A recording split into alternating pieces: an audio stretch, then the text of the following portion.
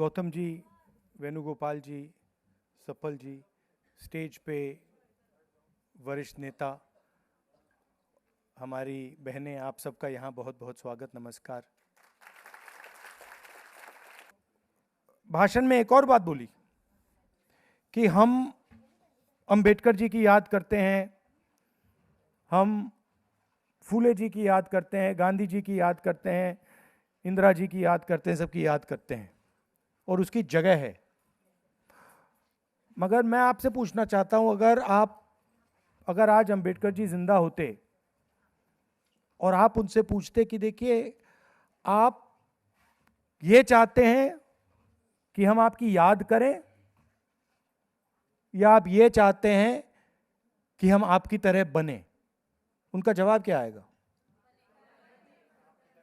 आपकी तरह बने। उनमें से कोई नहीं कहेगा कि आप हमारी याद कीजिए। वो कहेंगे हम विचारों के लिए लड़े थे, आप हमारी याद मत कीजिए, जो हमने किया था वो कीजिए।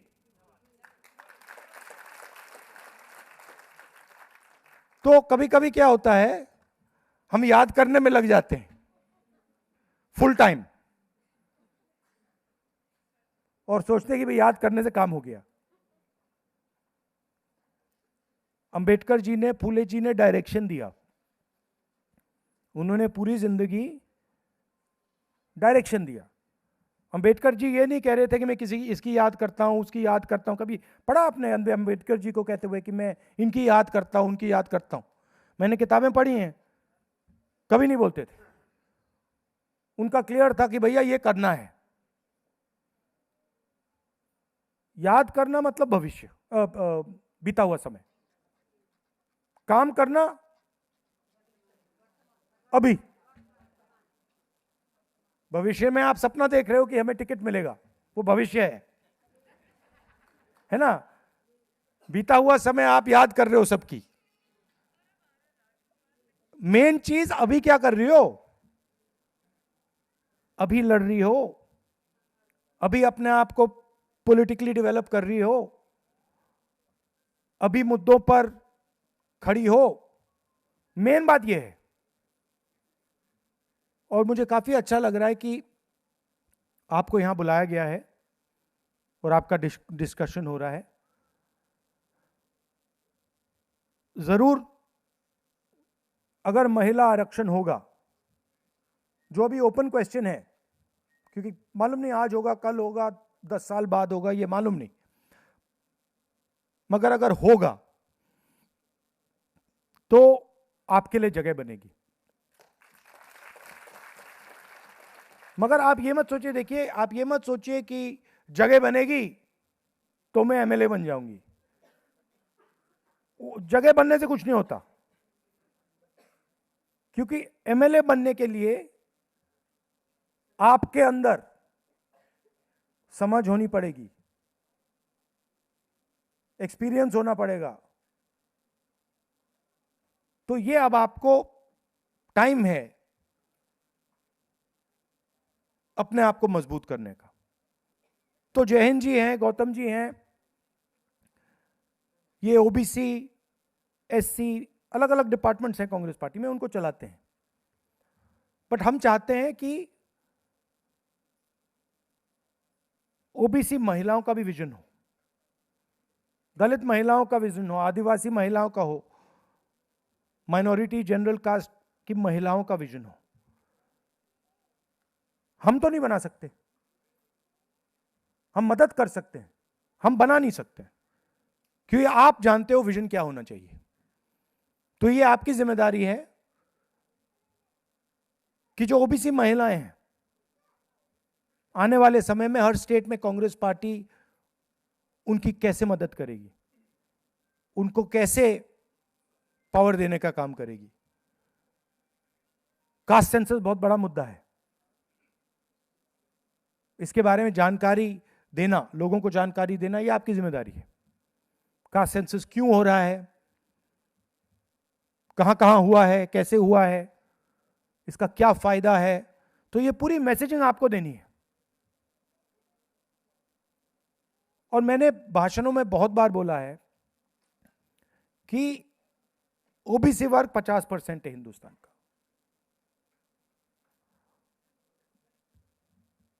दलित तकरीबन 15%, आदिवासी तकरीबन 9-10%, और माइनॉरिटी 15-16%।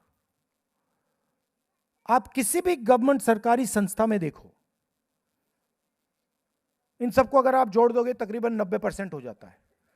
आप किसी भी संस्था में देखो, ब्यूरोक्रेसी देखो, जुडिशरी देखो, पावर स्ट्रक्चर को देखो, आपको 90% में से कोई नहीं मिलेगा, 1-2 लोग मिलेंगे। मैंने उदाहरण भी दिए थे, आपने सुना होगा। और महिलाओं की तो मैंने बात ही नहीं की उसमें, क्योंकि अगर हम ओबीसी वर्ग की बात करें तो अगर थोड़ा सा ओबीसी वर्ग को मिलता है तो पुरुषों को मिलता है, महिलाओं को तो बिल्कुल जीरो है। तो आप तो बिल्कुल लाइन में पीछे खड़ी हैं ना। तो ये जो मुद्दे हैं ये आपको उठाने हैं। बीजेपी कहते हैं कि हम ओबीसी की मदद करते हैं। कहां मदद करते हैं? मतलब क्या दिया है ओबीसी को बीजेपी ने? आप एक बात बता दीजिए मुझे। कुछ नहीं किया। तो ये मैसेजिंग आपको करनी है और एक साथ आपको काम करना है। आप बढ़ जाएंगे तो फिर आप मांगती रह जाएंगी। अगर आप संगठित हो जाएंगी, एक साथ खड़ी हो जाएंगी, ऐसी जो मीटिंग की आपने, और एक साथ मिलकर आप डिमांड करोगे तो फिर बहुत मुश्किल हो जाएगा। कोई ना कोई जवाब तो देना ही पड़ेगा। तो इन चीजों पे आप फोकस कीजिए। मैं आज क्या कर रही हूं, ठीक है, रास्ता जरूर दिखाया है अंबेडकर जी ने, फूले जी ने, गांधी जी ने, सबने रास्ता दिखाया है, उसकी जगह है और रेज करना चाहिए। बट हमारी पूरी की पूरी पॉलिटिक्स वो नहीं हो सकती, क्योंकि अगर हमारी पूरी की पूरी पॉलिटिक्स वो है तो फिर अंबेडकर जी, फूले जी, गांधी जी वो नहीं चाहते कि आप बीते हुए समय की बात करो, समाज के खिलाफ जो हो रहा है उसको भूल जाओ, जो अत्याचार हो रहा है उसको भूल जाओ। तो प्रेजेंट पे फोकस होना चाहिए। अलग अलग स्टेट्स में अलग अलग इश्यूज हैं। तेलंगाना में हमने जाति जनगणना कर दिया तो वहां पे थोड़ा हम आगे निकल गए हैं। तो अलग अलग स्टेट्स में आपको पता लगाना है कि इश्यूज क्या हैं, और हर एज की महिलाओं, जो स्टूडेंट्स हैं वो क्या सोच रही हैं, उनके सामने क्या मुश्किलें हैं। तो अलग अलग अलग सेक्टर्स की महिलाओं के बारे में आपको मालूम होना चाहिए। और अब तो आपके पास ब्लैंक चेक है।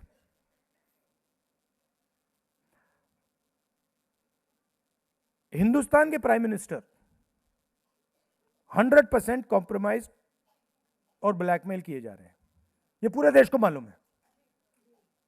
आपने उनका आज चेहरा देखा भाषण देते हुए? देखा आपने? मतलब फॉरेन मिनिस्टर की स्पीच हुई अभी पार्लियामेंट हाउस में, ईरान शब्द तक प्रयोग नहीं किया, ईरान शब्द नहीं बोला।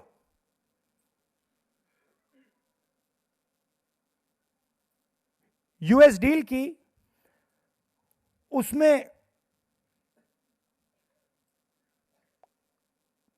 पूरा कृषि का स्ट्रक्चर उठा के पकड़ा दिया अमेरिका को।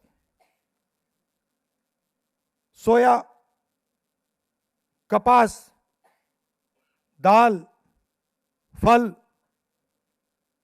सारा का सारा, अखरोट, बादाम, सारा का सारा अमेरिका को पकड़ा दिया। अब आप सोचिए, हमारे खेत जो हैं 2, 3, 4, 5 एकड़ के खेत होते हैं, उसमें मैकेनाइजेशन तो नहीं होता, उसमें मजदूर काम करते हैं। अमेरिका के खेत 500 एकड़, 1000 एकड़, 2000 एकड़, 5000 एकड़ के होते हैं, उसमें मशीनें चलती हैं। क्या हमारा जो किसान है अमेरिका के किसान का मुकाबला कर सकता है? नहीं कर सकता। तो हमारी सरकार की जिम्मेदारी है, फर्ज है कि अमेरिका का किसान अपना माल हिंदुस्तान में ना बेच पाए, ये हमारी जिम्मेदारी है। तो ये सेक्टर खोल दिया इन्होंने। उसके बाद मोदी जी ने ट्रंप से वायदा किया कि हर साल हम अमेरिका की कंपनी से 9 लाख करोड़ रुपए का माल खरीदेंगे 5 साल के लिए। इस साल 9 लाख करोड़ रुपए, अगले साल 9 लाख, उसके बाद 9 लाख, 5 साल के लिए। अब आप सोचिए, अगर हम 9 लाख करोड़ रुपए अमेरिका की कंपनियों से खरीदेंगे तो हमारी फैक्ट्रियां क्या करेंगी? खत्म हो जाएंगी। तो दूसरा काम इसने किया कि हमारी सारी की सारी फैक्ट्रियों को मार दिया। 9 लाख करोड़ रुपए हर साल। तीसरी बात, अच्छा बताइए, मैं आपका टेस्ट लेता हूं। दुनिया में आपने देखा है कि युद्ध हो रहे हैं, है ना? अच्छा, युद्ध किसके बीच में हो रहा है? आपको लगता है कि ईरान का युद्ध ईरान और अमेरिका के बीच में है? तो किसके बीच में है? हाँ ठीक है, एक तरफ तो यूएसए है, दूसरी तरफ कौन है? देखिए, आप फेल हो गई टेस्ट में, फेल हो गई। ये जो सब चल रहा है ड्रामा, ये चाइना और अमेरिका के बीच में ड्रामा चल रहा है। आप समझिए, अमेरिका सुपर पावर है, चाइना सुपर पावर बनने की कोशिश कर रहा है। लड़ाई इन दोनों के बीच में है, ठीक है? यूक्रेन में लड़ाई हो रही है। लगता है कि लड़ाई यूक्रेन और रूस के बीच में हो रही है ना, असली लड़ाई अमेरिका, नेटो, चाइना और रूस के बीच में हो रही है। आपको लग रहा है कि ईरान में लड़ाई हो रही है, असली लड़ाई अमेरिका, चाइना, रूस, इजराइल के बीच में हो रही है। और अगर अमेरिका को चाइना से लड़ना है 21वीं सदी में, तो उनके लिए सबसे जरूरी चीज क्या है? दूसरा क्वेश्चन, हाँ, डेटा। मतलब चाइना के पास डेटा है। क्यों? क्योंकि चाइना के पास बहुत बड़ा पॉपुलेशन है, उन्होंने पूरा अपना इंटरनेट बंद कर रखा है। तो जो चाइना के लोगों के फोन पे चलता है वो किसी के हाथ में नहीं है, बस अमेरिका के, चाइना के हाथ में है। वहां व्हाट्सएप नहीं है, गूगल नहीं है, कुछ नहीं है। उनका अलग है, वी चैट है, उनका गूगल बाइडू है। तो उनका डेटा तो उनके पास है, और सबसे बड़ा डेटा चाइना के पास है। दूसरा नंबर किसके पास है? इंडिया के पास। क्यों? क्योंकि हमारी आबादी बहुत बड़ी है।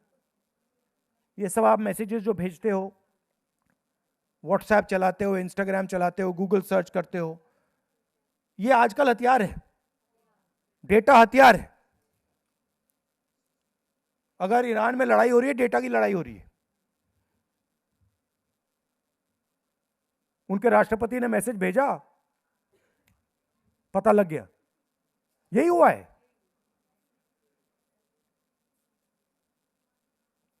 तो सबसे जरूरी चीज हिंदुस्तान का डेटा है। अगर अमेरिका को चाइना का चैलेंज एक्सेप्ट करना है, उनको हराना है, तो हिंदुस्तान के डेटा के बिना नहीं कर सकते। मतलब जो पिछली सेंचुरी में तेल सबसे जरूरी हुआ करता था, सऊदी अरेबिया के पास तेल था, कुवैत के पास तेल था, रूस के पास तेल था, आज सबसे जरूरी चीज डेटा है। और नरेंद्र मोदी ने हिंदुस्तान का पूरा डेटा अमेरिका को पकड़ा दिया, फ्री में, ऐसे मुफ्त में। मतलब आपकी जो पूंजी है, आपका जो धन है, आपका जो फ्यूचर है, नरेंद्र मोदी ने उठा के ऐसे ही दे दिया। मीडिया में एक शब्द नहीं बोल रहे,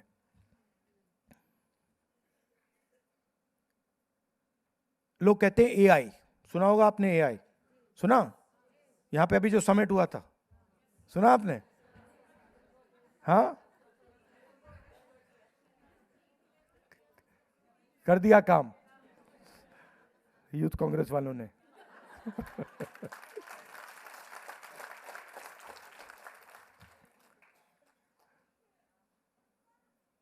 तो एआई की बात होती है, मैं आपसे पूछता हूं, जो पेट्रोल का इंजन होता है वो पेट्रोल के बिना चल सकता है क्या? नहीं चल सकता, उसका कोई मतलब नहीं है। अगर मैंने आपको पेट्रोल इंजन दिया, गाड़ी दी और कहा कि भैया आपको पेट्रोल नहीं दूंगा, क्या कहेंगे आप? बेकार है, इसको उठा के फेंको, मुझे नहीं चाहिए। वही बात एआई के साथ है। एआई का पेट्रोल डेटा है। अगर आपको एआई चलाना है तो डेटा पे चलेगा, बिना डेटा के एआई का कोई मतलब ही नहीं है। सही बात ना? तो Modi ji AI AI AI बोल रहे हैं और पूरा का पूरा डेटा उनको पकड़ा दिया और देश का बेवकूफ बना रहे हैं। तो तीसरी बात इन्होंने ये की। चौथी बात, अमेरिका ने इनसे कहा कि देखिए, आप उन्हीं लोगों से तेल खरीदोगे जो हम कहेंगे। आप रूस से तेल नहीं खरीद सकते, आप ईरान से तेल नहीं खरीद सकते, हम बताएंगे आप किससे तेल खरीदोगे। मोदी जी ने साइन कर दिया, यस सर।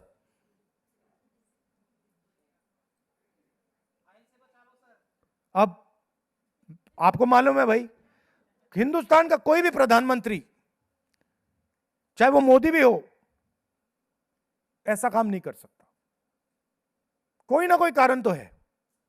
अच्छा, हमें मिला क्या यूएस डील में से? मिला क्या हमें? हमारे जो टैक्स, हमारा जो टैरिफ था वो बढ़ गया, बढ़ गया ना।